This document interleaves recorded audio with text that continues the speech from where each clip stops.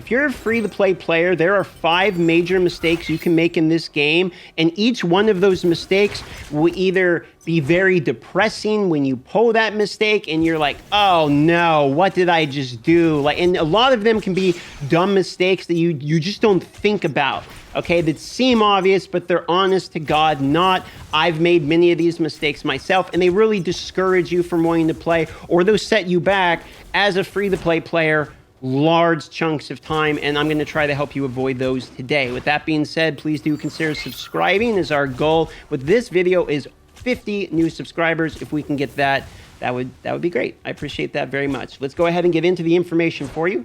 Okay, right off the bat, the biggest mistake is not completing all 3 of the most wanteds, and then when you claim it, is claiming the costumes. This is something people do not understand. A person left a comment on one of my videos arguing against this, and I do believe there is a misunderstanding currently in this game of exactly how many 1-star costumes you need. Okay, listen up. You need thousands of 1-star costumes if you would like to get 6-star pieces of gear. Thousands. Okay, and for that reason, you better get all 120 1 to 3-star pieces of gear from Most Wanted, because particles and gold can both be farmed overnight. I've shown you on this channel in many of my guides prior how to do both of those things while you're sleeping.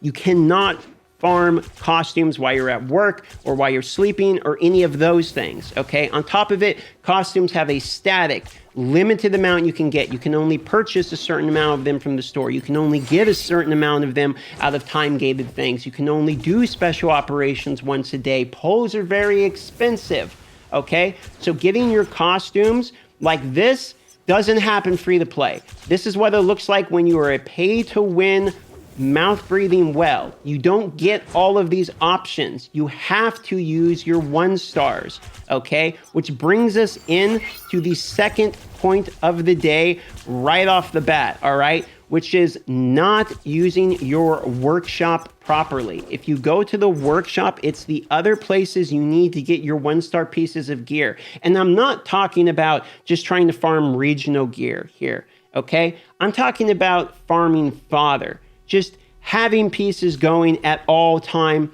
as free to play.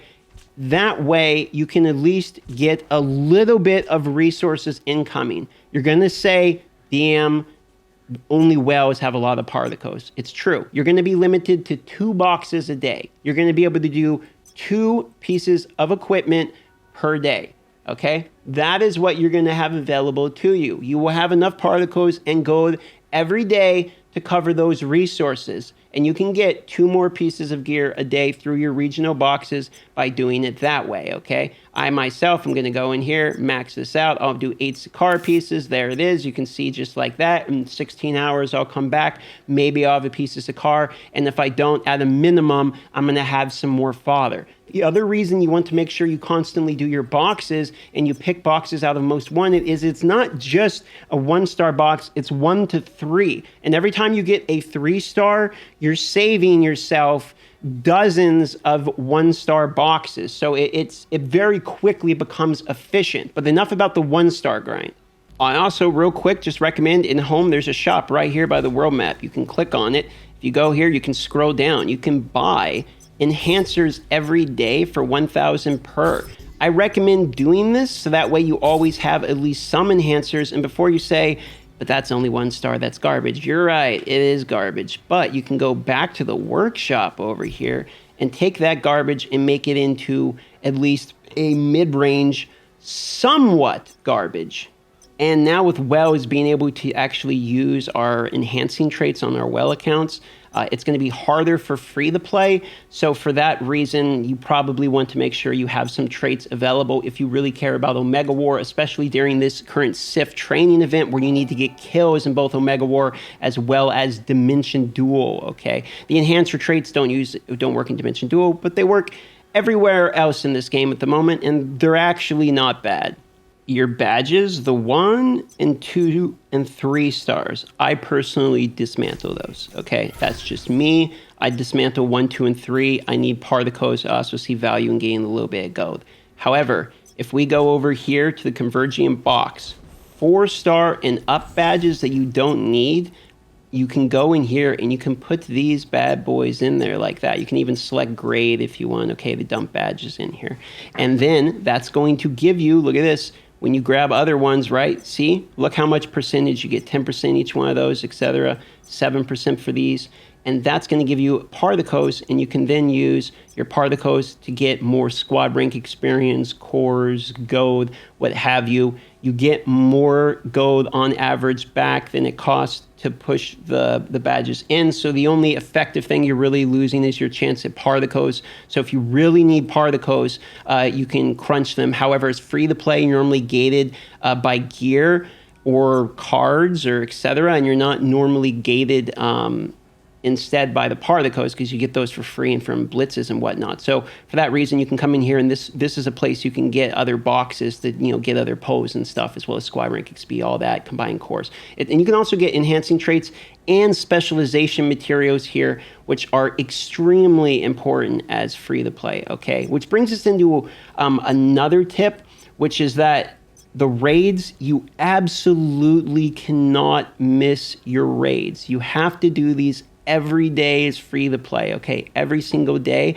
And I do, in fact, recommend both in the Alliance shop buying all the specialization material, and you're going to want your weekly Stark's blueprint. And then on top of it, more important is, because the raids are so important, what you want to do is you want to go your consumable, and in your consumable, there's going to be raid refresh tickets. They're 200,000 gold each, and effectively it's trading 200,000 gold for 100 Crystos, because those Crystos is what would be used to increase your reward count. When you're out of reward count, it'd be 100 Crystos per additional raid you want to do, or you can trade in the raid refresh ticket, which that saves you a ton, okay? But you can only get 2 of those a week, which is effectively 9 total for free a week you can get. Honest to God, the biggest mistake you can possibly do is completing your activity log and claiming the rewards on the wrong person. When you hit level 100, there's quests, and when you complete the activity log, you get rewards, okay? And these rewards are bindable, meaning when you receive this normal card and you get this exclusive stat, if I claim this on Spider-Man, and this is a really big deal free to play, because you get these rewards for every one of these activity logs, okay? You see these? I mean, look at these. These are 5-star card rewards, okay? That's a big deal. When you pull these, the exclusive stat are going to be honed in on the character you pull them on, okay? Unfortunately, there is no way around this. This goes for pulling on the wrong character too, cards, or even opening up any Omega card that could potentially be 4-star. Like if you have an Omega card and you pull it on the wrong character here, right?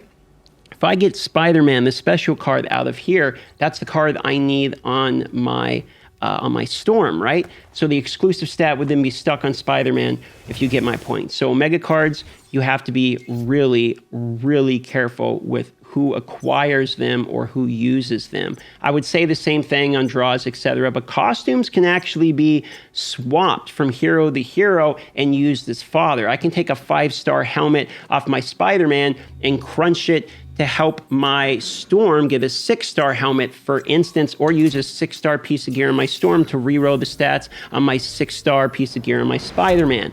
For this reason, costume has pretty good value and can be pulled on multiple different heroes. But keep in mind, you pull that one piece of regional you need on your hero, you're going to be pissed off. Okay, the last one I want to leave you with is a controversial one. I want this to be the last one because I want to leave it on a point. Refreshing blitzes is not good value, and you should not do it.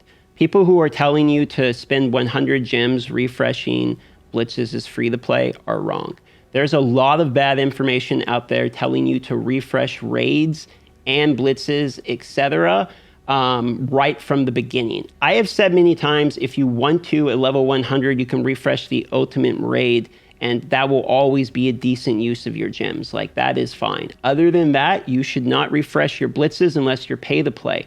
Free to play people do not get gems very often. And when we do get them, we have to be smart and when we use our free to play account.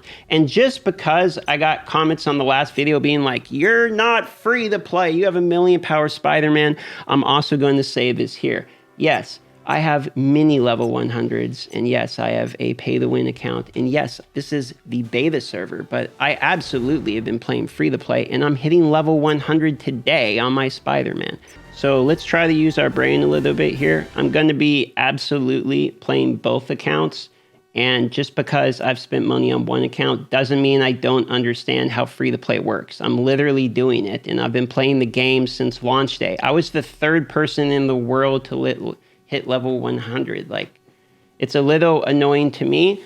I don't know if you want to see information from somebody who doesn't know what they're talking about, but if you would like to talk to the person next to you leveling who's level 40 as well, I'm sure he has the information you're looking for since you want me to be uninformed. So just as a counter to the people out there, sorry, yeah, I'm going to play both free to play and pay to play.